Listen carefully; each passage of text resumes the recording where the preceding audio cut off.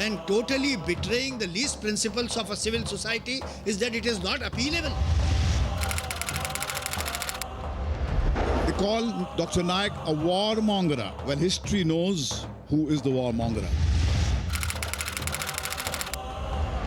It is they plan to ban me, and I have faith in my creator Allah subhanahu wa ta'ala, who will see to it that the more they try to suppress my voice, inshallah, more louder it will be. And yet if you insist that no, our orders are divine orders, they cannot be looked into by any other human being or any other organization or authority, I'm afraid this is terrorism, an act of terrorism. Are we going to become victims of these people who decide at the drop of the hat whom they're going to call terrorists and whom they're not going to call terrorists?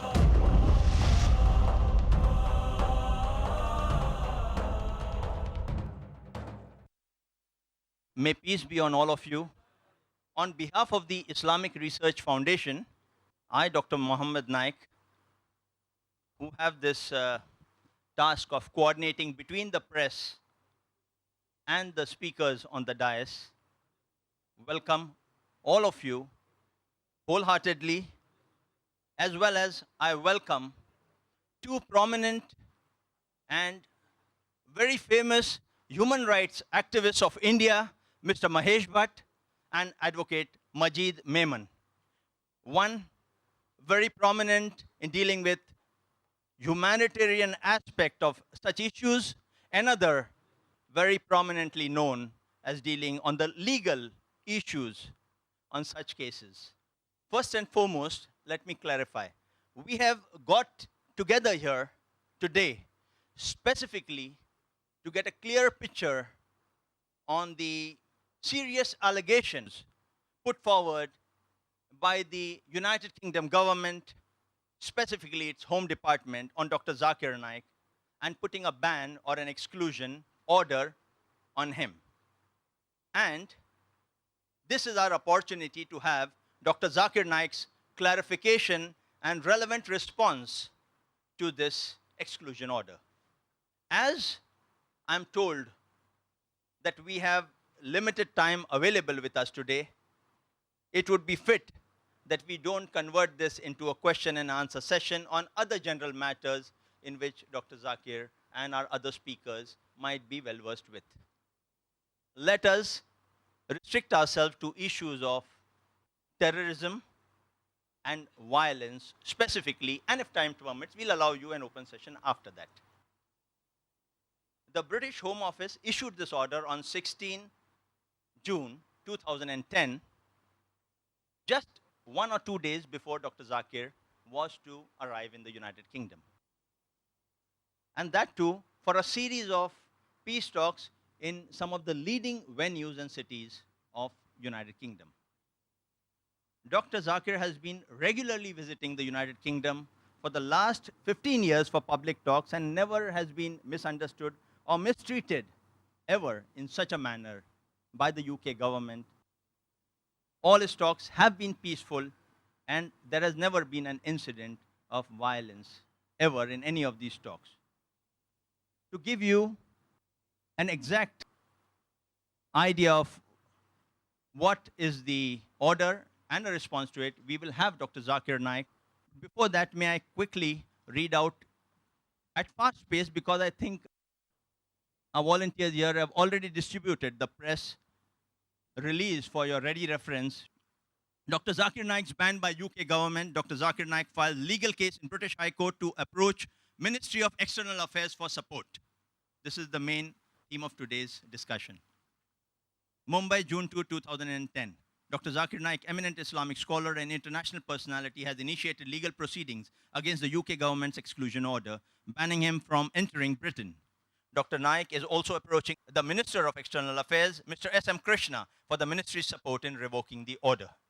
Notably, the exclusion order by the British Home Office, UK Border Agency, was issued just 2 days before Dr. Zakir Naik's visit to UK on last Friday, June 18. It was to be a peace-speaking tour between June 25 to 27 to audiences at 3 places: the Sheffield Arena, Sheffield, London's Wembley Arena, and the LG Arena in Birmingham, NEC. Post the exclusion order by the British Home Office, Dr. Naik's 5 years UK visa issued in 2008 and valid till 2013, was cancelled and notice issued banning him from entering the UK.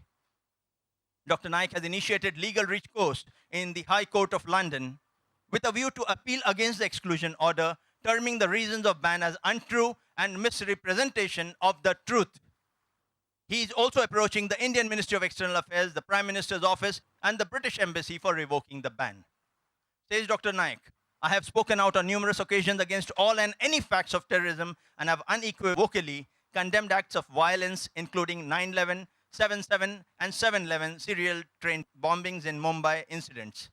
I have said on several occasions that these are cowardly acts and completely unjustifiable by any standards. But I believe that the UK government has acted on recent press reports in the UK, which has portrayed me as a preacher of hate and a terror backer.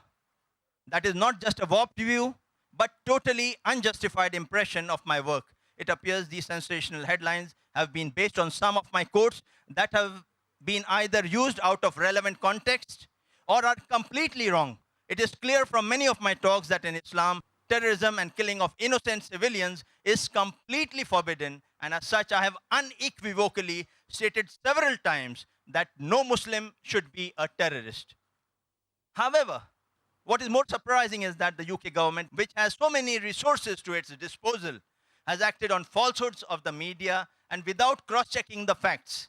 Even a basic investigation into my speeches would have revealed the truth that I stand for peace and harmony and am strictly against terrorism of any kind, added Dr. Naik. Apparently, the ban is the latest in the series of UK government's naming and shaming policy, introduced a couple of years ago, a law that some sections of the UK media have termed as impediment to free speech. The fact remains that Dr. Zakir Naik has visited the UK on several occasions in the past 15 years, and his speaking tours have passed by without any incidents. The law is also being seen as an intrusion on the freedom of speech. This law, called the government's naming and shaming policy law. The UK has sufficient number of laws to deal with incidents of hatred and violence, but the introduction of a law that preemptively bans people from entering the UK is being seen as yet another government PR gimmick to show that it is getting tough on extremism. Mumbai-based Dr. Naik has in recent years built up a huge international following of over 100 million plus viewers on Peace TV as well as on other satellite TV channels. Dr. Zakir Naik is revered for his enlightening and convincing talks on promoting similarities between major religions across the world. He uses peace as a common platform to converge values and commonalities between religious scriptures, including the Bible, Vedas, Torah, and Quran. He was listed among the 100 most powerful Indians in 2009 and 2010 in a research survey by a popular Indian media house. Dr. Zakir Naik has been peacefully visiting and delivering talks in the United Kingdom for the past 15 years. For further information on these technicalities, you can contact the Islamic Research Foundation and Mr. Maqbool Barvelkar for any further details. Without coming any further in between you and the speakers on stage, I leave the floor open to Dr. Zakir Naik to make his comments. You are welcome, as soon as the comment is over, to put forward your questions. Dr. Zakir Naik. Alhamdulillah. Wassalatu wassalam ala rasulillah wa ala alihi wa sahbihi ajmain. Amma ba'd. A'udhu billahi minash shaitanir rajim. Bismillahir rahmanir rahim. Wa qul ja'al haqq wa zaqal batil. Innal batila kana zahuqa. Rabbi shrah li sadri wa yassir li amri wa hlul 'uqdatam min lisani yafqahu qawli. The Honorable Human Rights Activist, Advocate Majid Memon, Mr. Mahesh Bhatt, the press, the media, the respected elders, and my brothers and sisters. I welcome all of you with the Islamic greetings. Assalamu alaikum wa rahmatullahi wa barakatuh. May peace, mercy, and blessings of Allah subhanahu wa ta'ala, of Almighty God, be on all of you. As you may be aware, that I was supposed to go for a series of lectures to UK, which are supposed to be held in the three most prestigious arenas on the 25th, 26th, and 27th of June in Sheffield Arena in Sheffield, in Wembley Arena in London, and LG Arena, NEC Birmingham. Since there was a lot of publicity being done in UK, just a couple of weeks or a month before the event took place, on the 30th of May, there was a newspaper in UK by the name of Sunday Times, which published an article saying the preacher of hate let into Britain, talking about me. And in that article, they gave several references of my speeches, which were misquotes, or they were quoted out of context. And they projected me as a person, saying that I'm a person who says that every Muslim should be a terrorist, and other allegations, which in our press release on the 11th of June, we did clarify that all these allegations, these assumptions, they're quoted out of context, or they're misquotes. This led to a pressure on the newly elected government in UK, that is the Conservative Party, when it was earlier in the opposition, was very vehemently against, you should not allow speakers who speak wrong things. So there was a pressure on this government that they should exclude me from coming to UK. And we made a presentation to the Home Office clarifying and giving the context and saying in no way do I promote terrorism in any way, and I have condemned all acts of terrorism and killing of any innocent human being in the world, irrespective whether it be 9/11 in New York, whether it be 7/7 in London, 7/11 in Bombay. But yet instead of all this presentation, I think this decision to exclude me, according to me, was more of a political decision rather than a legal decision. Because they were newly elected, hardly 1.5 months in power. And because of political pressure from the various groups, the government decided to take the chance, knowing very well that we will be challenging this exclusion order. Yet they preferred taking a political decision for political mileage, that's what I believe. And they gave an exclusion order on 16th of June, because I was supposed to leave on 18th early morning, or rather 17th late night to UK, knowing that they gave an exclusion order on 16th, which was given to me by hand delivery on the 17th of June, just one day before my travel.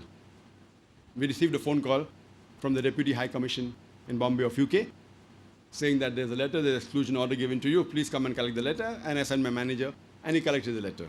And the reasons they gave in that exclusion order, they said there are certain passages of my speeches which they feel are not conducive. They aren't good for the public in UK. And they quoted 4 of the passages in their letter for the reasons they gave to exclude me. And those 4 passages which the Home Ministry, the Home Office, has given to us in writing is also given to the press, so that you yourself can be the judge whether what they say or is an exclusion order required on these 4 passages. I'll just clarify all these 4 passages, and then we'll have the comments from honorable people on the dais, and then the press is free. As we may be having those passages, the first passage which you objected on was, and I'm quoting, it is from their exact letter, what I received. As far as terrorist is concerned, I tell the Muslims that every Muslim should be a terrorist. This they're quoting me. ... What is the meaning of the word terrorist? Terrorist by definition means a person who terrorizes. When a robber sees a policeman, he's terrified. So for a robber, a policeman is a terrorist. So in this context, every Muslim should be a terrorist to the robber. Every Muslim should be a terrorist to each and every antisocial element. I'm aware that terrorist more commonly is used for a person who terrorizes an innocent person. In this context, no Muslim should ever terrorize a single innocent human being. The Muslim should selectively terrorize the antisocial elements. Many times, 2 different labels are given to the same activity of the same individual, ... Before any person gives any label to any individual for any of his actions, we have to first analyze for what reason is he doing that. Source, video Google. Though in the press in UK, only one part of my sentence was flashed in the media, Dr. Zakir Naik says that every Muslim should be a terrorist. And because of that, all these issues started. And when we presented the case to the Home Office, the people who were the organizers, and they said it's out of context. So one thing good, for me at least, that when the UK Home Office has excluded me, they gave the full passage in context. Now, any logical person who reads this does not require any clarification for what I've said. An article that came in Times of India on the 20th of August 2003 saying that Inspector Angre, amongst the 5 police officers who has killed more than 300 criminals, his name itself evokes terror in the underworld. So in this context, I said that terrorist means a person who causes terror. So when a robber sees a policeman or a criminal sees a policeman, he's terrified. So for the robber or the criminal, the policeman is the terrorist. In this context, every Muslim, whenever a robber or a criminal or an antisocial element looks at a Muslim, he should be terrified. But I went on to clarify that I'm aware that terrorist more commonly is used for a person who terrorizes an innocent person. In this context, no Muslim should ever terrorize a single innocent human being. So the main crux of this full paragraph is that no Muslim should ever terrorize a single innocent human being. But they quote me out of context. So according to me, the Home Office, after knowing the context, has given the exclusion order because I said that no Muslim should ever terrorize a single innocent human being. This is the crux. So if you quote the crux without the context, the main gist without the context, it's acceptable. But if you quote the sentence out of context and project a wrong meaning of what I want to convey, I feel it is not correct. So this was as far as the clarification. There is a video clipping, and this paragraph I have said in umpteen numbers of my lectures. Every Muslim should be a terrorist to the robber. Whenever a robber sees a Muslim, he should be terrified. Whenever a rapist sees a Muslim, he should be terrified. Every Muslim should be a terrorist to each and every antisocial element. I'm aware that terrorist more commonly is used for a person who terrorizes an innocent person. In this context, no Muslim should even terrorize a single innocent human being. So that was the clip from where they took the first reason, the first passage of my speech, why they've excluded me. As far as the second passage is concerned, I'm again reading from their letter. Inward commas, they've quoted me. Beware of Muslims saying Osama bin Laden is right or wrong. I reject them. ... We don't know. But if you ask my view, if given the truth, if he's fighting the enemies of Islam, I'm for him. I don't know what he's doing. I'm not in touch with him. I don't know him personally. I read the newspaper. If he's terrorizing the terrorist, if he's terrorizing America, the terrorist, the biggest terrorist, he's following Islam. Source, YouTube, 2006. As you may be aware, that many journalists asked me regarding my view of Osama bin Laden, and due to the fact that he has been not convicted in respect of 9/11, and whenever I'm asked to verify the claims against him, I say that he's neither a saint, neither is a terrorist. There's not a single statement of mine after 9/11 that has ever praised Osama bin Laden or supported any of his activities. With regards to the extract, what the Home Office has quoted, it is taken from a video on YouTube, and though it mentions their source, year 2006, I went onto the YouTube, and when I saw it, I realized it was a lecture of mine given in Singapore in 1998. It was 8 years before 2006, 3 years before the 9/11 attack. So now to attribute this statement of mine to 9/11 by the Home Office is unreasonable. And we made a presentation to the Home Office saying that this is a clip from the YouTube. It's absolutely manipulated. First of all, it's not of 2006, it is 1998. And if anyone sees, they can realize I'm much younger. Now also I'm young, but that time I was younger. And the venue was Singapore, you can make out from the audience. And if you check the records, I've never been to Singapore in 2006. It was a lecture given in 1998. And it was a clipping of some local organization put on the YouTube. We don't have the rushes. I don't know what has been changed, what has not been changed. Whether I said it or not, I don't know. But To claim it is said in 2006 and to attribute that I'm supporting is totally wrong. Because there are many of my lectures and question and answer sessions which has unequivocally condemned the acts of 9/11, 7/7, 7/11, and killing of all innocent human beings anywhere in the world. We'll go to the third reason or third passage why they have excluded me. I'm quoting, they said, that I said, how can you ever justify killing innocent people? But in the same breath, as condemning those responsible, we must also condemn those responsible for the deaths of thousands of innocent people in Iraq, Afghanistan, and Lebanon. Brackets, as reported by the Manchester Evening News, 21st August 2006, as part of a speech you gave, that is I gave, at the Expo Islamia conference in Manchester. Now, I want to know what is wrong in this passage, whether it's quoted out of context or not. That will come to it later. What is wrong in me saying that how can you ever justify killing innocent people? But in the same breath, as condemning those responsible, we must also condemn those responsible for the deaths of thousands of innocent people in Iraq, Afghanistan, and Lebanon. Do you mean to say that I cannot condemn those people who have killed the innocent people? It is not any people. My words are thousands of innocent people killed in Iraq, Afghanistan, and Lebanon. Yet I went on the net and wanted to see what this article said.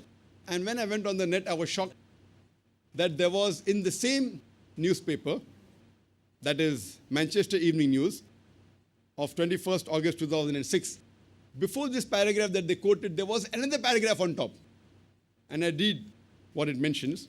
That same paragraph which they quoted, above that paragraph it said that, however, Dr. Zakir Naik, described by organizers as, inverted commas, the most sought after Muslim public speaker in the world, unquote, criticized the actions of the New York, London, and Bombay bombers. And then I said, how can you justify killing innocent people? But in the same breath, as condemning those responsible, we must also condemn those responsible for the deaths of thousands of innocent people in Iraq, Afghanistan, and Lebanon. So when I'm condemning the 9/11, thousands of people killed in 9/11, more than 50 people killed in 7/7 in London, and about 200 people killed in Bombay on 7/11.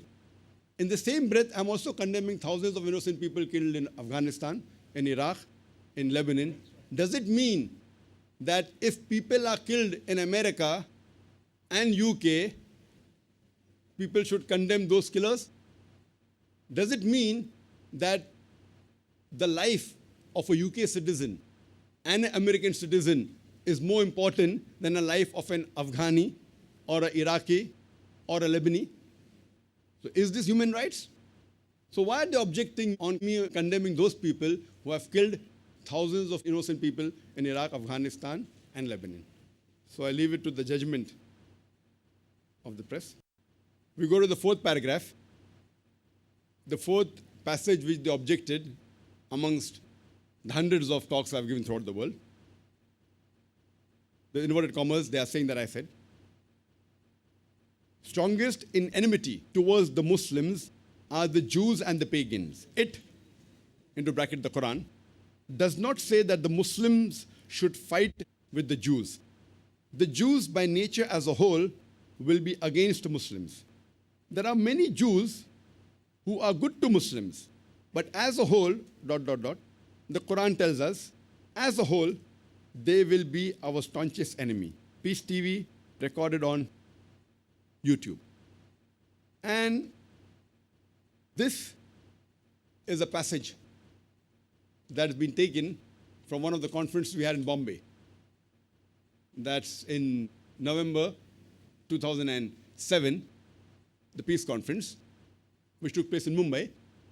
And there was a French tourist who asked this question, and in reply to this question, I gave this answer. And if you hear the full clip, they are trying to say this was in reference to the verse of the Quran I quoted of Surah Maida, chapter number 5, verse number 82, which says, the strongest among men in enmity to the believers will thou find the Jews and the pagans, and nearest among them in love to the believers will thou find those who say we are Christians. So while I was quoting the verse of the Quran, I made this statement, and I went on further to clarify that this does not indicate that the Quran says that Muslims should fight the Jews. This is my explanation.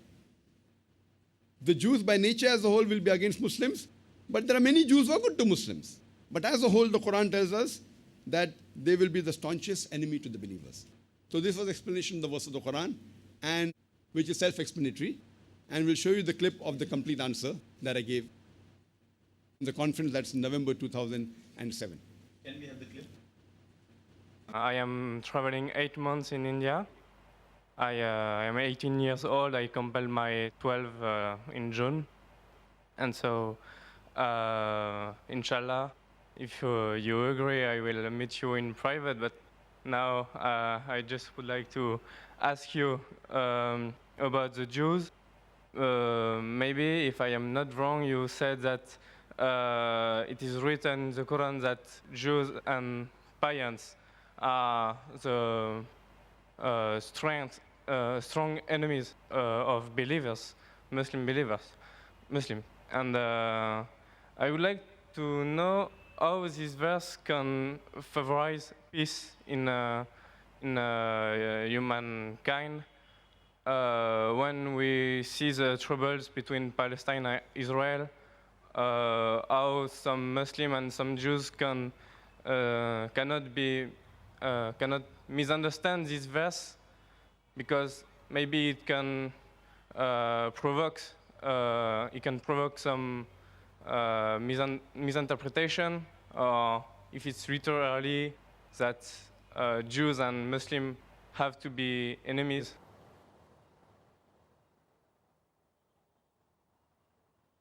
Well, that's a very good question. That he said, I said in my speech, and I quoted the verse of the Quran of Surah Ma'idah, chapter 5, verse 82, which says that strongest in enmity to the Muslims would be the Jews and the pagans, and the closest in love would be the Christians. So if they wanted to create enmity when they say that the Jews and the Muslims should fight, the Quran doesn't say Jews and the Muslims should fight. The Quran says strongest in enmity to the Muslims, to the believers, will be Jews. It does not say that Muslims should fight with the Jews. It doesn't say that. But it says that the Jews, by nature as a whole, they'll be against Muslims. And I told in my lecture, there are many Jews who accepted Islam. There are many Jews who are good to Muslims. But as a whole, if you take Jews as a whole and the Christians as a whole, the Christians are closer than the Jews as a whole. This is a fact. For example, the Quran says that the Jews are intelligent also. So that's a fact. If they're intelligent, they're intelligent. That doesn't mean that it hides the fact. And the Quran also says that they will be as a whole a staunchest enemy. So this is one of the falsification tests. That today, if you want to prove the Quran wrong, if the Jews get together, all of them, and they decide, let's prove the Quran wrong. At least for 3-4 years, we will be better than the Christians. Let's stop the war of Palestine. You know the Palestinians? The Jews were kicked out by Hitler.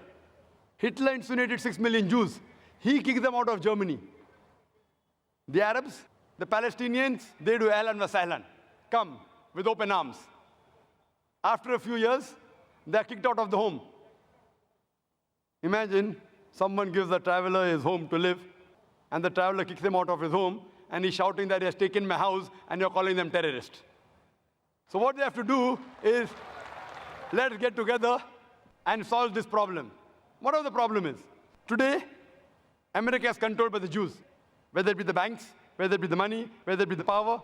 According to the American survey, no one can become a president of USA without walking the Star of David.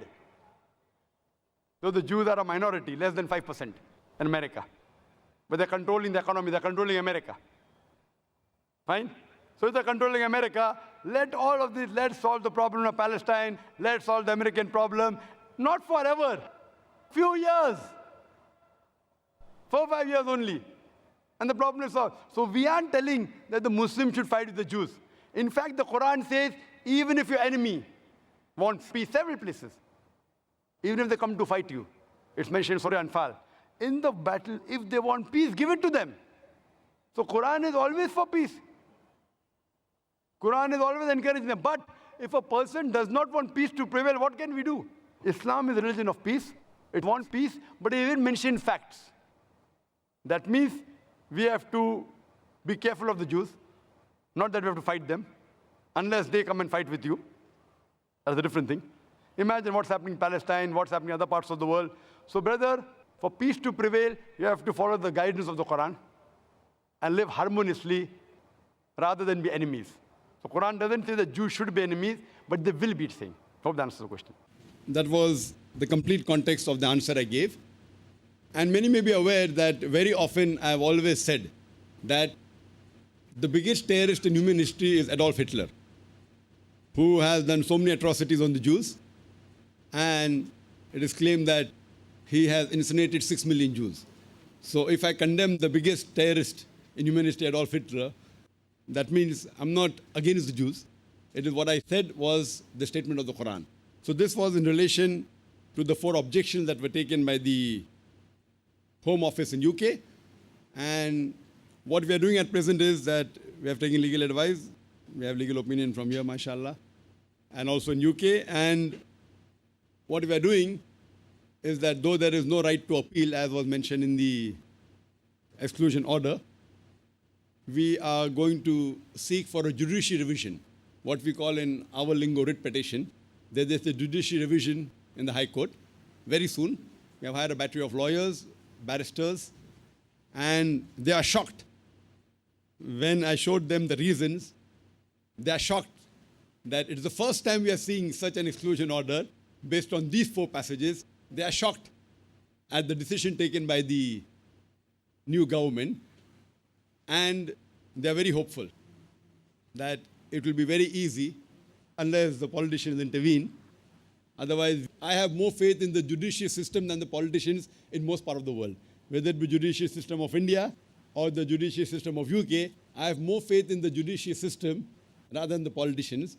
And I'm hopeful that inshallah, God willing, this exclusion order, inshallah, would be reversed. Now we would have Advocate Majid Memon speak to the press. Advocate Majid Memon. Dr. Zakir Naik Sahab, my friend Mahesh Bhai, other friends on the dais, and all my media friends. This is a special occasion where, after knowing the situation, I was constrained to leave the court and join this press conference. We have been fighting, particularly myself and Mahesh Bhatt, as 2 arms of human rights activists here, against all oppressive acts and orders that are being slapped onto people who are fundamentally or inherently weaker. And we always believe that justice can be delivered or ends of justice can be met if certain like-minded people throw their weight on the weaker side of the hand of the scale so that the scale is even. Now, Zakir Naik's this order was seen by me this morning, and I am indeed sorry that I believe firmly even at this moment that United Kingdom is a civil society, a secular democracy, a new government in place, and it certainly upholds human dignity, human values, and adheres to the principles of equity, fairness, fair play, reasonableness, and principles of natural justice. If I am wrong, this order would be right. But I think I am right. I still believe that yes, United Kingdom is a civil society which respects human dignity and human rights. When I look at this order, my friends, Mr. Naik has just now explained that how, with ill motivation, probably malice or vested interest, his quotes have been picked up from out of context, and he is labeled as a person probably dangerous to the civil society in UK. And that is how this sudden order has been handed down to him on the 17th of this month. Let me explain to you as a lawyer first, because when I see this order, I can't digest that a whole Department of Home in United Kingdom was unwise or rather rash in passing such an order. There are a number of fallacies in this order which I can enumerate in a matter of 3 minutes from here now. First, as Dr. Naik said, that the extracts that are relied upon to take this rigid decision, this harsh decision, are picked up out of context. A. B. You will be shocked to see this reality that this order has been passed on the 16th of June, handed down on 17th of June, forbidding him to travel on the 18th of June. Now this shows that there was great hurry. I can understand that if this order had said that Dr. Naik, there is no time, and belatedly though we have been informed about your nefarious or dangerous activities, therefore we ask you stop, don't travel on 18th. I can understand that to some extent. But revoking his visa of 5 years, banning him, labeling him as a dangerous person, who would be, as they call it in their own phrase, revoking his visa of 5 years on the grounds that your exclusion from the UK would be conducive to the public good. Now, this blanket order revoking his visa is from no angle justified. I will just explain to you why. All the extracts which we see, as Zakir Saab said, that one of 1998, another of 2002, and two others of 2006. The last alleged attribution is of 2006. And you will be shocked, most of you may not know, that Zakir Naik was issued visa in July 2008. In July 2008, 15th of July precisely, 2008, your home department, your government, your machinery holds him to be entitled to a 5-year visit visa which is valid till 15 July 2013. How is it that your department did not consider any of these attributions or these dangerous allegations against him whilst processing his visa in July 2008? On this ground itself, this order would be vitiated. This is one submission. I would also point out that look at the way the order has been passed and handed down. It is an ex parte order. It is a unilateral order. It's an order which has not given to the affected person even an opportunity to show cause. This is barbaric. This is inhuman. This is against the least principles of human dignity and human value and principles of natural justice. Why did you not ask him, Mr. Zakir Naik, look here, the time is less. Please don't travel on 18th. If possible, satisfy us before your schedule on the 18th or your speeches, programs, etc. a little later, so that we will consider in all fairness with an open mind as to whether you are in fact a dangerous person to UK society or not, and give our verdict. Instead, they simply revoke his visa, which was granted to him otherwise till 15 July 2013, which is definitely a very harsh and unreasonable order. Friends,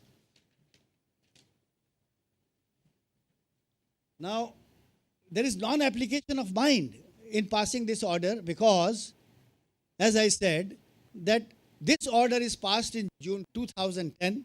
Visa was granted in July 2008. The utterances were made much before that. And therefore, how do you justify your stand of 15 July 2008 vis-a-vis 16th June 2010? In a court of law, you will have no case. Number two, as I said, that you did not give him the opportunity to explain. Nowadays, you see, the communication has become so easy that in a matter of a couple of hours, an explanation could have been sought, an explanation could have been received, an explanation could have been examined in all fairness, and thereafter a just decision could have been taken. Now, this is a decision which is per face so harsh, so unreasonable, so much without application of principles of natural justice and equity, that you have not only deprived him of his visit, which is his prerogative, you have not only used your discretion in a malified way, but you have also tried to bring disrepute to a scholar without any just reasonable grounds or facts.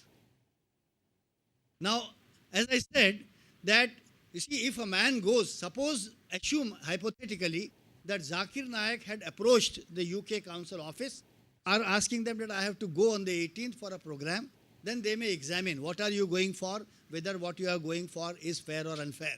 And then refusing visa is one thing, but revoking an existing visa is too much. Please try to understand the two situations. The man was already having a valid visa which was issued to him in July 2008, much after all the satanic allegations, as you want to say, which you can't explain, as Mr. Naik rightly said. And then the irony of this harsh order and it being so barbaric and totally betraying the least principles of a civil society is that it is not appealable. To err is human. Let this Secretary of State keep her mind open, and let the department keep its mind open and gracefully consider that if we have erred, we are subject to correction. You have erred on facts, you have erred on law, you have erred on your principles, and you have erred on practically all fronts. And yet if you insist that no, our orders are divine orders, they cannot be looked into by any other human being or any other organization or authority, I'm afraid this is a terrorism, an act of terrorism. I would say this is terror. I'm sure Zakir will approach whichever forum, the appellate authority, be it a court, be it a diplomatic authority, either through the Indian embassy, our external affairs ministry, and if we can argue here, even before S.M. Krishna, our external affairs minister, and point out that kindly see here, we don't want to cross sword with United Kingdom for various reasons. We have got good relations with that country. We keep cordial relations with them. This should not serve as a pill of bitterness between the two countries. Our relations are not going to be affected. It's a matter of principle. It's a question of human dignity. We are just telling Zakir Naik's this rash order whether it can stand the scrutiny of a rational mind. And the points which I have argued, I think even before a small judge with little sense of justice would hear these points, we will not take a minute to set aside this order. And I'm sure that Zakir would succeed. We don't have to say anything. Well, we would still say that it's your innocent error. Please rectify it. Please correct it so that we don't have any damage to our perception that UK society is a civil society committed to the principles of natural justice, equity and fair play. Thank you very much. May I request Mr. Mahesh Bhatt to move in the center? Mr. Mahesh Bhatt is a noted activist for so many years on any human rights violation and such cases. And when the whole society is on one side, he feels that someone is being unjust with him, even if that person is alone, he is standing out for justice. Mr. Mahesh Bhatt. Well, at the onset, let me salute Dr. Zakir Naik for daring to lock horns with the mighty empire, the British Empire, and challenging their arrogance. I'm glad that we have an Indian who's not timid and who's not going to take these insults that they're hurling at us day in and day out lying down. So I salute his audacity, which comes from his iman, from his the truth which is there in every pore of his being. It is that that makes him stand up and say things to the bully the way it is. If he had any grey spot in his heart, he wouldn't have risked locking horns with these bullies who have the means and the power to lock you in and throw away the keys. Human history has been a witness to unspeakable deeds of barbarism that have been unleashed by the Western nations against the world. Ladies and gentlemen, these are dangerous times. The world is becoming the most entertained and the least informed world. I thought the United States was the most entertained and the least informed. But slowly and surely, the world is catching up and India is not far behind. I think we as Indians owe it to our brother who is our national pride, who is a prized treasure, that we ask those who accuse him to look at the facts sanely, and as Majid Bhai says, to err is human. Maybe an individual there has erred. We do not want to put the entire nation into the dock for the misdeeds of a handful of people. We cannot reduce human beings to stereotypes. We cannot reduce a nation or a community to a single story. Because when we do that, we do the same mistake what they have done. They call Dr. Naik a warmonger. Well, history knows who is the warmonger. The Western nations, the United States, backed with the United Kingdom, did not give a tinker's damn for the world opinion and bombarded Iraq when the UN was screaming that you don't have evidence that there are weapons of mass destruction. What happened thereafter? You killed people, shed blood, and what did you find there? No evidence to say that there was any weapons of mass destruction. So are you going to believe in the opinions of those people who have the means to lie, buy wordsmiths, get newspapers, have television networks on their side to market their lies and hang a man like Dr. Naik? I would say no. It is the same United States of America when it bombarded Afghanistan. They bombed Al Jazeera because Al Jazeera was bringing you images of the bloodshed of the people of Afghanistan. It is not my opinion. It was Howard Zinn, an extraordinary American who had the courage to point out to the world that it was the United States of America that bombarded the television network of Al Jazeera because Al Jazeera was bringing images to the world showing how the people of Afghanistan were suffering. Are we going to become victims of these people who decide at the drop of the hat whom they're going to call terrorists and whom they're not going to call terrorists? I think no. I stand squarely behind my brother, and I stand behind every such person who doesn't take the opinion which are dished out by governments to suit their politics. The first law of journalism, sir, is governments lie. And as responsible journalists, it's your duty to not become victims of state propaganda. The world has suffered enormously for the last 10 years because all responsible journalists, including you, lapped up what was dished out to you by them. If you do not have the means to question it, say, I don't know. It is more decorous for a man to say, I don't know. A person who knows that he does not know can be taught. There is humility. But a person who does not know and pretends that he knows can do enormous harm. So I think as responsible people of the media, it is your duty to your fellow human being, to your fellow Indian, who stands here with dignity, that he gets a fair deal. And it's not fitting for the nation and a government who stands up for a celebrity like Shah Rukh Khan when he has come into trouble in the United States. They must also stand up for Dr. Zakir Naik and plead his case. That's all I have to say. Thank you.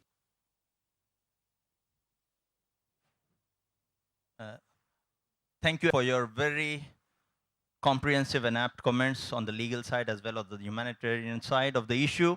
We now throw the floor open for the many journalists here, I see many senior faces, to put forward their question. May I request you to kindly make the question brief and to the point and restrict it to the issue because of the limited time available.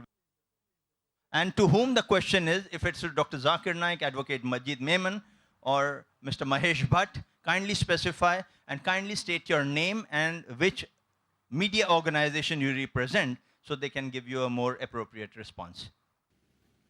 The Muhammad Wajihuddin from the Times of India. Okay, you have Welcome. you have already identified me, so I don't need to waste time. Okay, Dr. Zakir Naik, you very beautifully clarified the context in which you said, you talked about the Muslims being terrorists. Now, you were talking about a police officer who was a terror to those antisocial elements. Now, do you think that now you could have rephrased those terms? Because this is not the first time. It has been on the blog, it has been on the internet, it has been on the television, in various articles. Now, the second question is, do you think that by banning your entry to the United Kingdom, as the Indian Express editorial pointed out yesterday, perhaps they have given you a big megaphone to tell the world that, oh, here I am and I have been victimized. Thank you very much. What is the second part of the question? About your ban on the UK visa, revoking your visa. So perhaps they have given you a big platform to tell the world that, use the media and tell the world, like this press conference, which will go to the world. Then now I am being victimized. Another Muslim is being victimized, okay? Brother Vajuddin asked two questions. The first one, that seeing the context, should I say in the context of a policeman that he is a terrorist to the criminal, should I use it for the Muslims? Using it only by itself is wrong. Therefore, though I've used it many times, I always go ahead to say that I'm aware that a terrorist more commonly is used for a person who terrorizes an innocent human being. In this context, no Muslim should ever be a terrorist. If I say along with it, no problem. But if I only use this without mentioning that terrorist is more commonly used for a person who terrorizes an innocent human being, it is wrong. So therefore, whenever I mention this, I say it in context. And as far as the second question is concerned, that do I agree with the news of the Indian Express that the UK government has given me a megaphone to say that any Muslim is banned? I believe more in the verse of the Quran, of Surah Al-Imran, chapter 3, verse number 54, which says, Makaru makarallah wallahu khairul makirin. They planned and plotted, Allah too planned. Allah is the best of planners. It is not they who have given me a megaphone. It is they planned to ban me, and I have faith in my Creator Allah subhanahu wa ta'ala, who will see to it that the more they try to suppress my voice, inshallah, more louder it will be. And having people like Mr. Mahesh Bhatt and in addition to that, my views I'm giving. You may agree with my view, you may disagree with my view. If you don't agree with my view, so you're asking my view. So in that way, what they have done, they have made one of the biggest mistakes. And what Advocate Majid Memon said, that any lawyer, even a layman, if he reads this, he knows that it will not stand any chances. And whatever he said, he just read in the morning, saying we have been advised that we are looking for the time when we have the case challenged in the UK High Court. We are looking forward for it. We are looking forward for it. Okay, and now, now why don't you leave it to Allah only? And, instead of fighting for your entry to United Kingdom, because United Kingdom, as far as I know, that is not a place that every Muslim must visit. It's not like Mecca or Medina that you have to visit at least once in a lifetime. Another thing is that this is the prerogative. This is the prerogative of a country to allow a person or not to allow him. So why you are challenging that? Why don't you just sit and say, okay, we'll just wait? Again, there are two questions asked by Brother Muhammad Vajuddin. First question, why don't you leave it to Allah alone? Why do you want to enter? Our beloved Prophet Muhammad said, when a person asked him, I have a camel, should I trust in Allah and leave my camel, or should I tie my camel and trust in Allah?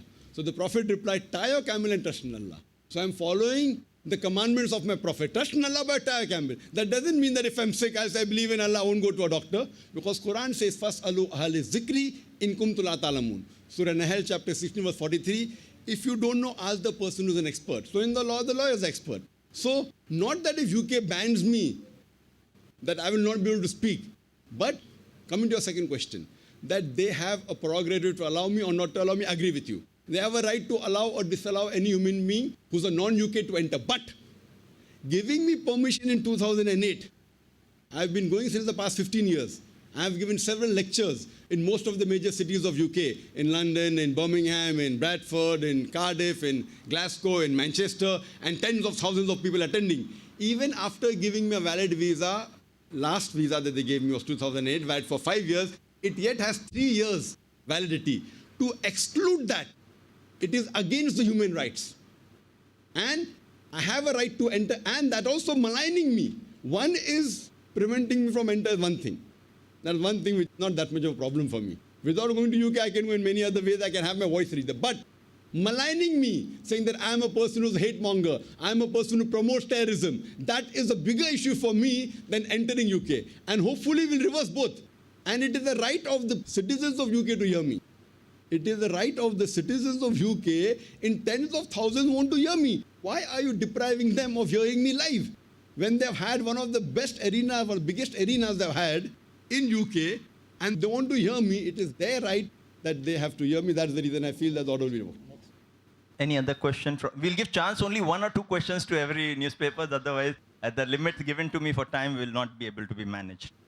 Yes, sister. Couple of things. One, between 2000. Can we have your name and the newspaper you represent? Yeah, I'm Arifa from the Hindustan Times. Between 2008 and till now, how many times have you visited the UK? And also, the YouTube video was attributed to 2006, but you're saying it was in 1998 before 9/11. But in 1998, you were aware and you were talking about Osama bin Laden and his activities. I mean, I don't know how many people were aware of Osama bin Laden's activities in 1998. Since I got the visa 2008, and how many times I have traveled? I have traveled twice. Once in 2008 and once in 2009. And a couple of days back, I was supposed to travel the third time. As far as the second question is concerned, was I aware about Osama bin Laden in 1998? Believe me, not as much as I'm aware now. The name had just appeared. And as a general, if you hear, a Muslim should not malign anyone without, because the Quran says in Surah Hujurat, chapter 49, verse number 6, whenever you get information, check it up before passing on third person. So when a Muslim condemned me, I said, you cannot condemn anyone without proof. That's the reason I said, I don't know him. I don't know whether he's responsible. I don't say he's good or whether he's bad. But naturally, I did not know him. Now, also I don't know him. But the media has given me information, which again, whether right or wrong is to be discussed later on. But I do agree with you that it was 1998. So you cannot attribute this statement of mine to the 9/11, which took place 3 years back. All the extracts are pre-July 2008. You must note that. Yes. The next question from the sister. Yes. My name is Kavita. I'm with the Indian Express. My question is to Dr. Naik. There was a group of Muslims who went to the Deputy High Commission yesterday. They were led by the Raza Academy, and they supported the decision to exclude you. What would you say to that? Every person who is popular, who's famous, has some people against him. And the best example of beloved Prophet Muhammad, not only according to Muslims, even according to non-Muslim Michael H. Hart, Prophet Muhammad is the most influential human being in history according to Michael H. Hart. He wrote a book on 100 most influential people in the world, and number 1, he rated Prophet Muhammad. But today, the maximum books written against any human being in the world, it is Prophet Muhammad. So similarly, because of my popularity, everyone may not agree with my view. So there are people who may disagree, and they have a right to disagree. I'm not saying everyone should agree with my view. Yes, brother. Akshay Deshmani from DNA. Hi. I've been reading the British press now, so I don't know how much of this information that I'm putting through is true, but then based on that, I think it was the Times which reported this, Times London or some such paper. The newspaper report argued was that your views on controversial personalities like Salman Rushdie and the author of Lajja, being Taslima Nasreen. Now, your views on them have been, quite unpopular in the sense that you have supported the bans on them. Now, this is what the article argued. Now, if this is true, how would you respond to that? And now you're arguing for your own rights to freedom of speech. This I'm going to discuss in detail in my third lecture in UK, that's in Birmingham, Freedom of Expression and Islamic Perspective. As I gave a reply to Brother Muhammad Wajuddin when he said that UK government has a right to prevent me from coming, but they have no right to malign me. Fine? So that is freedom of expression, but not freedom of maligning anyone. The same way, when someone maligns anyone without proof, that's the reason if someone maligns, he should be put straight. So if the UK government is maligning me, we'll fight it in the court. Again, the word fight, what fight? We'll challenge it, the right word. Someone says, I'm going to fight UK, so there'll be another man that Zakir wants to fight UK. I want to challenge the UK government. You have to be in choice of words. Find challenge in the court. So similarly, if someone says some malign someone without proof, etc., and criticizes, the Quran and Islam says in Surah Hujurat, chapter 49, verse number 11 and 12, it is prohibited. So in that context, I said I agree when someone maligns or criticizes or speaks bad about someone without proof, etc., then he should be stopped. Maybe allow questions to the other media, We have a lot of English media asking questions. Anyone else? You have got a question? Can you speak in the mic so we can hear clearly? आपका introduction, आपका नाम और मैं कौन से वसीम सहारा TV से। हम आपसे बस इतना ही जानना चाहेंगे कि पूरा मसला क्या था, थोड़ा सा हिंदी में बताएं। और दूसरी बात ये आपसे जानना चाहेंगे कि आप ऑलरेडी पहले भी जा चुके हैं, तो क्यों आप पे खास करके बैन लगाया गया है? इसे थोड़ा सा हिंदी में बताइएगा। बाइट ले रहा है। मेरी हिंदी और उर्दू इतनी फंसी नहीं है, लेकिन मैं जवाब दूंगा। भाई साहब ने सवाल पूछा कि ये सब मसला क्या था और क्यों हुआ। मैं यूके इंग्लैंड में जाने वाला था और मेरा प्रोग्राम तय हुआ था 3 प्रोग्राम बड़े एरिना में, 25, 26 और 27 जून को। शेफील्ड एरिना शेफील्ड के अंदर, वेम्बली एरिना लंदन में और बर्मिंघम एलजी एरिना NEC में। ये 3 प्रोग्राम तय हो चुके थे और काफ़ी पब्लिसिटी हो चुकी थी।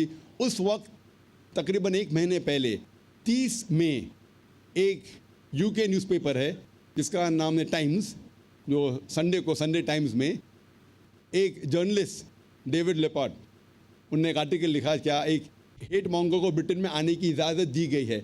एक आदमी जो दहशत और जो नफ़रत फैलाता है उसे ब्रिटेन में आने की इजाज़त दी गई है। और वो अटैक था गवर्नमेंट की तरफ। क्या नई गवर्नमेंट जो कहती है कि गलत लोग को एंट्री नहीं देंगे, डॉक्टर जाकिर नाइक को कैसे दे रही है। और मेरे बहुत से तकरीर के कुछ सेंटेंसेस को तोड़ मोड़ के पेश किया गया है मीडिया में। मिसाल के तौर पे कहा गया है कि जाकिर कहता है कि हर मुसलमान दहशतगर्द होना चाहिए, जो आउट ऑफ कॉन्टेक्स्ट है। और मैंने कॉन्टेक्स्ट दिया कि मैंने कहा दहशतगर्द उसे कहते हैं जो एक इंसान के दिल में दहशत पैदा करता है। मिसाल के तौर पे जब एक चोर पुलिस को देखता है तो चोर के दिल में दहशत पैदा होती है, तो उस चोर के लिए वो पुलिसमैन दहशतगर्द है। उसी कॉन्टेक्स्ट में हर मुसलमान जब भी कोई चोर या कोई गैरकानूनी काम करने वाला इंसान कोई मुसलमान को देखता है तो उसके दिल में दहशत पैदा होना चाहिए। इस कॉन्टेक्स्ट में हर मुसलमान दहशतगर्द होना चाहिए। लेकिन मैंने ये भी कहा कि आम तौर पे दहशतगर्द उसे कहते हैं जो एक मासूम इंसान के दिल में दहशत पैदा करता है। और इस कॉन्टेक्स्ट में कोई भी मुसलमान एक भी मासूम इंसान के दिल में दहशत नहीं पैदा करना चाहिए। तो ये आउट ऑफ कॉन्टेक्स्ट कोट करके मुझे बदनाम किया जा रहा था। और ये गवर्नमेंट के ऊपर प्रेशर था कि अभी लेक्चर होने वाला है और वो जानते थे कि मैं 18 जून को निकलने वाला हूँ। तो it is more of a political decision. ये एक सियासी डिसीजन है, it is not a legal decision. जिस तरीके से एडवोकेट मजीद मेमन साहब ने कहा कि ये लीगल डिसीजन नहीं था, सियासी डिसीजन था। उन पर दबाव था कि अभी नई गवर्नमेंट 1.5 महीने में आई, तो it's a political decision which इंशाल्लाह दे विल रिपेंट। जो वो इस डिसीजन के लिए पछताएंगे और हम इंशाल्लाह इसे चैलेंज करने वाले हाई कोर्ट यूके के अंदर। और मैं उम्मीद है कि जो जुडिशरी सिस्टम है, जो जुडिशरी सिस्टम यूके की है, हमें उन पे और भरोसा है बनिस्बत सियासी सिस्टम पे। और हम इसे चैलेंज करेंगे और उम्मीद है कि इस एक्सक्लूजन ऑर्डर को जो मुझे आने से रोका गया है उसे रिवर्स करेंगे, इंशाल्लाह उसे पलटाएंगे। कई बार देखा गया है डॉक्टर साहब कि आपने जो स्पीच दी थी लादेन को लेके या आतंकवादी दहशत के खिलाफ दी थी, उन्हें वो समझने में नाकाम रहे या आप उन्हें समझाने में, वो क्या था जरा मसला आप समझाइए। नहीं, समझाने में बिल्कुल कामयाब रहा। लेकिन जो लोग नहीं चाहते कि जाकिर की आवाज़ सुनी जाए वो कुछ मेरे आंसर को तोड़ मोड़ के पेश करते हैं। समझने में कोई भी आम इंसान समझेगा, basic, he doesn't have to be तालीम याफ्ता। लेकिन जो लोग खिलाफ है, क्योंकि मैं अमन की आवाज़ फैलाता हूँ और जो लोग दहशतगर्द है उनके खिलाफ बात करता हूँ, तो जो दहशत फैलाना चाहते हैं और वो जानते हैं कि जाकिर एकदम वोकल है और बिल्कुल हक के बारे में बात करेगा, वो लोग चाहते हैं कि मेरी आवाज़ को दबाए और मेरे कुछ सेंटेंस को लेके तोड़ मोड़ के पेश करते और दिखाना चाहते हैं कि मैं गलत इंसान हूँ।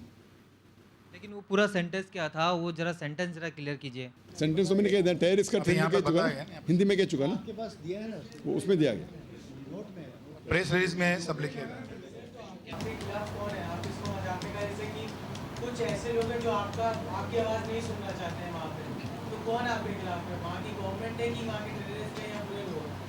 मैं समझता हूँ कि जैसा मैंने कहा, क्योंकि मैं कहता हूँ कि जो भी मासूम इंसानों की जान लेने में मदद करता है वो मेरे हिसाब से दहशतगर्द है। और जिस तरीके से मैंने कहा, मेरे स्टेटमेंट में जो ऑब्जेक्शन लिया, मैंने कहा कि जो हज़ारों बेगुनाह लोग अफ़गानिस्तान में मरे, इराक़ में मरे, लेबनान में मरे, वो लोग जिन्होंने इनको मारा वो लोग को कंडेम करना चाहिए, उसके ऊपर ऑब्जेक्शन लिए। तो मैं ये पूछना चाहता हूँ, अगर मैं कह रहा हूँ कि मैंने ये नहीं कहा कि आम लोग, मासूम लोग, हज़ारों की तादाद में जो अफगानिस्तान, इराक और लेबनान में मारे गए, जिनने उन्हें मारा उनको कंडेम करता हूँ, तो गवर्नमेंट को उसके खिलाफ मुझे एक्शन लेना चाहिए। अभी आप ही मुझे कहिए क्या ये सही है क्या गलत है। लेकिन उसके साथ साथ मैंने ये भी कहा कि अमेरिका में 9/11 में हज़ारों लोग मारे गए, वो भी गलत है। यूके के लंदन के अंदर 50 से ज़्यादा ट्रेन बम में मारे गए, वो भी गलत है। और बॉम्बे में तकरीबन 200 लोग जो मारे गए, वो भी गलत है। उसके बाद मैंने कहा कि जो मासूम लोग अफगानिस्तान में मारे गए वो भी गलत है, इराक में, तो उसके ऊपर उनको ऑब्जेक्शन है। अभी क्यों ऑब्जेक्शन है, हम कोर्ट में इंशाल्लाह फैसला करेंगे।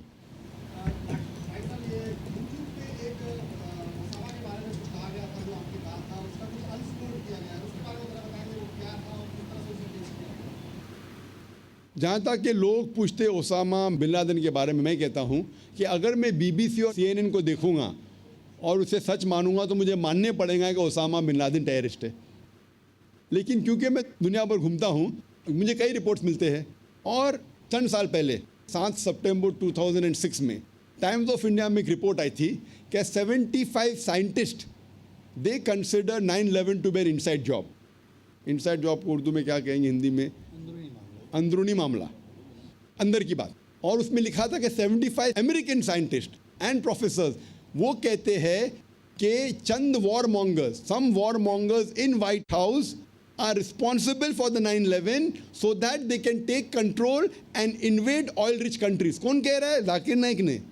Times of India of Bombay is reporting 75 scientist and professor American जो कहते हैं कि उनके ख्याल से, उनके नज़रिए से ये लोग, कुछ चंद लोग वाइट हाउस में ये 9/11 किए और ताकि वो ऑयल रिच कंट्रीज़ के ऊपर कब्जा कर सके।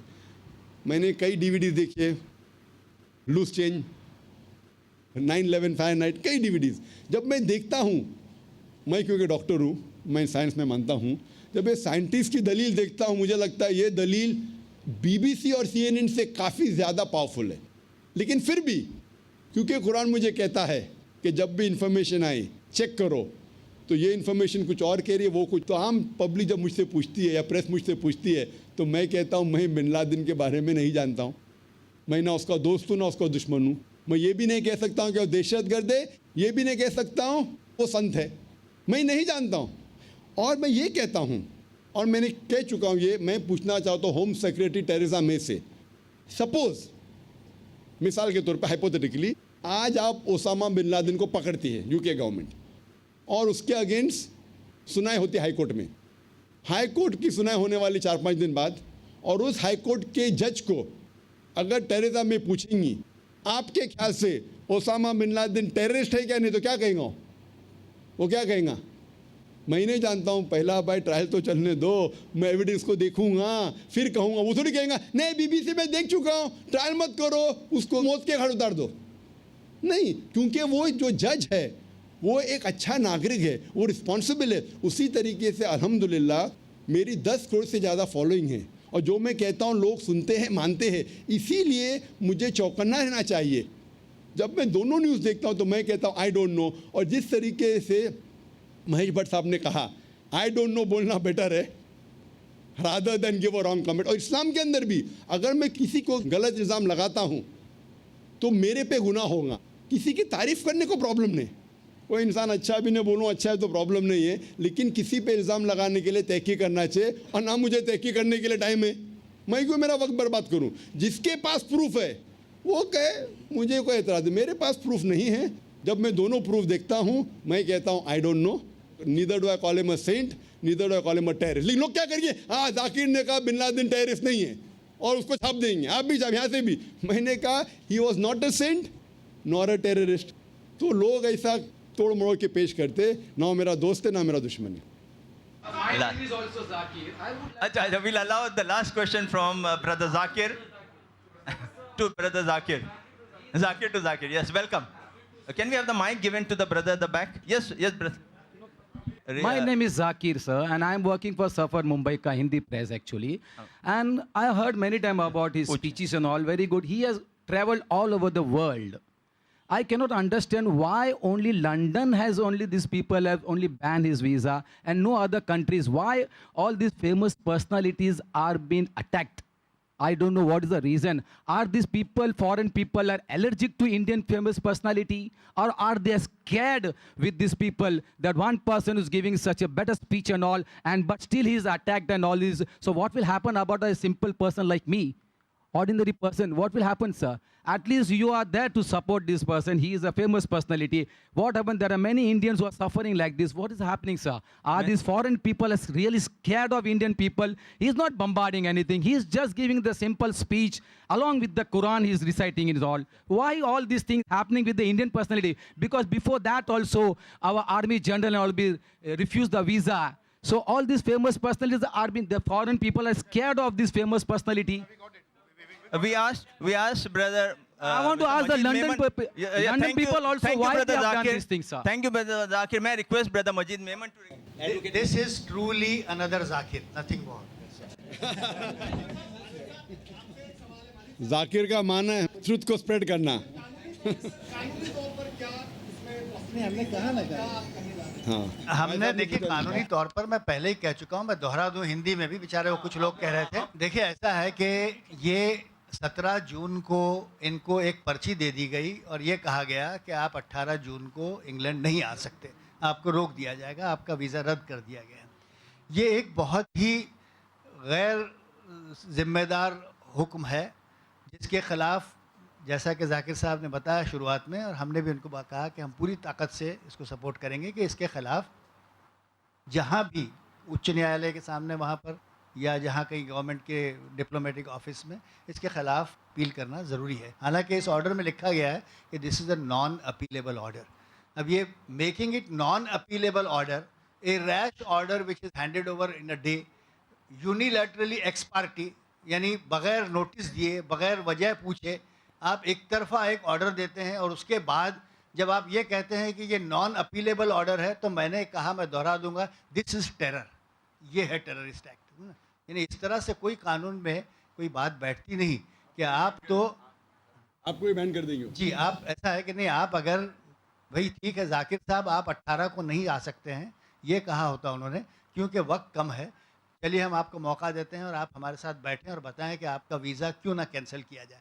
That would have been at least fair.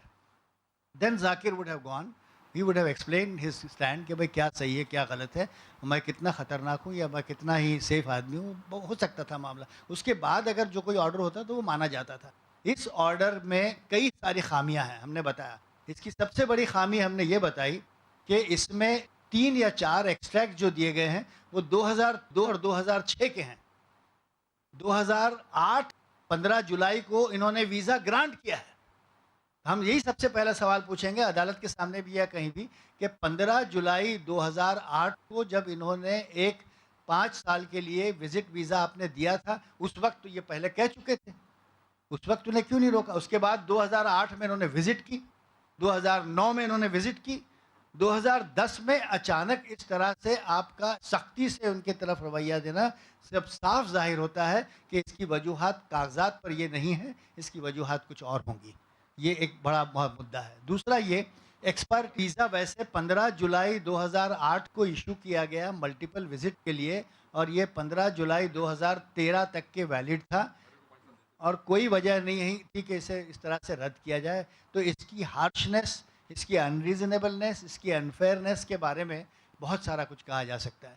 दूसरा एज आई सेड कि no cause is asked for.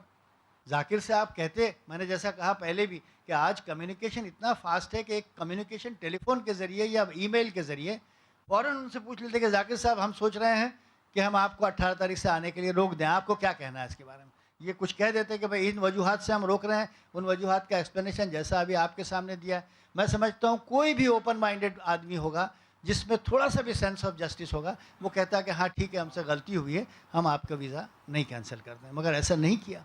तो हमें यूनाइटेड किंगडम जैसे एक enlightened civil society governed by rule of law in a secular democracy, उससे हमें ये उम्मीद नहीं थी। बड़ी मायूसी हुई है और मुझे यकीन है कि जुडिशरी वहाँ की शायद इस मामले पे करेक्टिव स्टेप्स ले लेगी।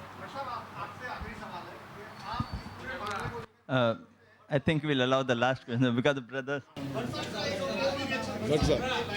भट्ट साहब को हिंदी में बोलने अच्छा, भट्ट साहब के लिए आखिरी सवाल है हिंदी में। सवाल के लिए पूछ रहे हो कि साउंड बाइट? हिंदी कमेंट।